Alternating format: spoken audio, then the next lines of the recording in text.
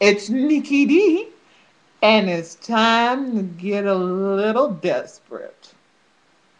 I need an intro. An intro right there would be so good. But anywho, so, desperate housewives. Wow. Okay, so I've missed a couple weeks because I've been really sick, you guys.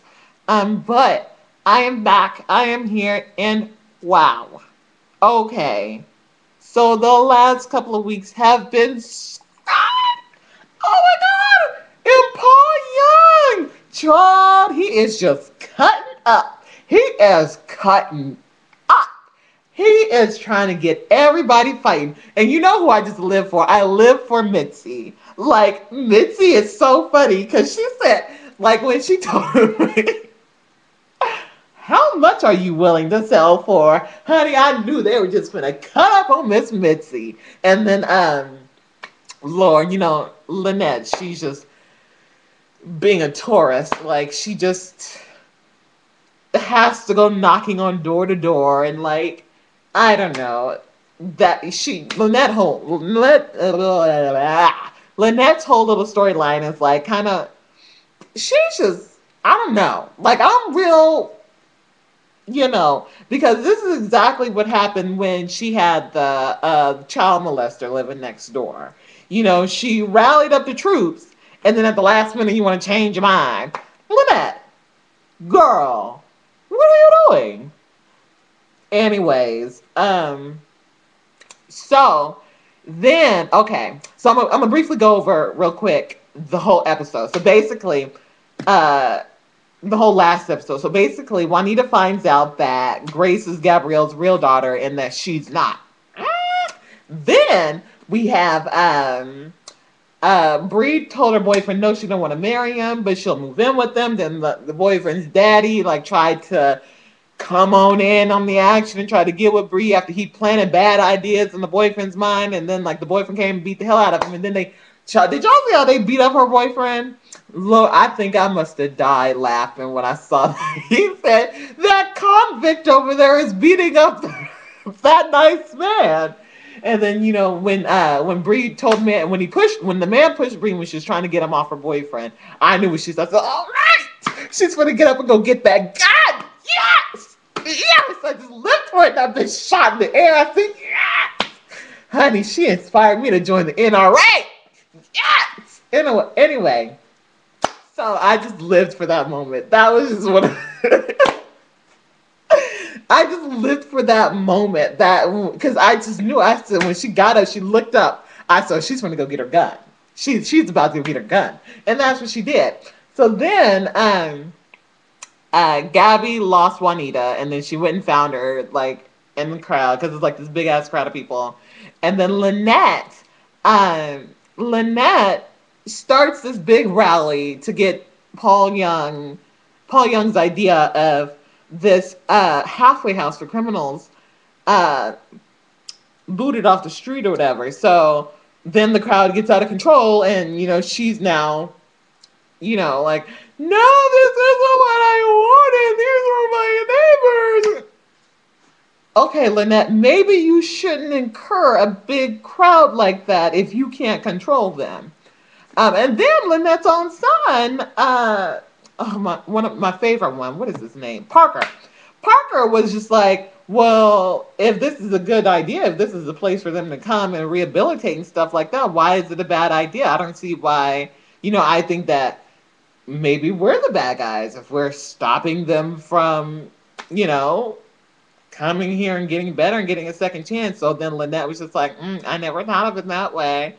And she didn't say that, but she had that moment of deep thought look on her face. And so then, what else? Oh, Susan.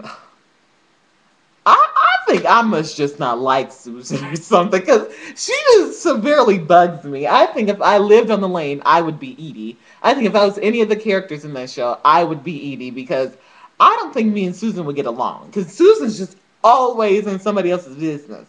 You have Mike on your computer screen and you're talking about Lynette's business. Susan, what are you doing? Susan, what is that about? Who does that? Honey, and he's talking about he's so horny. Let me show you some titties, some nip, something, honey. You're sitting here jacking off to a snowman. What the fuck is that? And then like your head, oh, Susan, that's she got stepped on, and like I don't think this was the disaster episode. I'm not sure because nobody died really, so I can't really say it was a disaster episode. Like every season has that one big episode where, so I don't think that was this episode because, but it could have been. They could have just changed things around, but nobody died, so that's why I thought that. Paul Young called up Mitzi, told her to leave her house for a few days, basically posing as somebody else, saying he had a job for her in a hotel room, which I'm starting to think Mitzi could be a low hooker. Because, she was just like some idiot called me and told me to meet him in this hotel room. He had a job for me, and then the jerk never showed up. I'm starting to think Mitzi could be a low prostitute. I adore. Anyways, so then, he tells Lee and Bob that Mitzi sold her house, basically, and so the halfway house was going to open, and said that if you would like, I'll buy your house from you, so you can just get out of Dodge, so nobody's really mad at you for selling me all the other houses. So Bob and Lee decide to do it, and then which I thought was phenomenally stupid. I felt that that was just so phenomenally stupid. And then, who should come back home but Mitzi? Mm. Then there you have it. So basically, yeah. And then, after the crowd subsides and everything, Paul Young is walking on the street where all the mayhem just happened, and somebody shoots him. But we don't know who. Many people on the street own a gun. There is Bree, who had a gun earlier that day. There's Lee and Bob. There is Renee. Well, she's never came out with a gun, but I know for certain she has a gun. It's Renee. How could she not? Then there is, who else? Well, Catherine owns a gun, but I mean, I don't know if she's back or not or whatever. Orson or okay, so no. I'm getting ahead of myself. I'm sorry. But yeah, so basically, the next episode we're gonna figure out who shot Tom. The next episode is premiering January 2nd.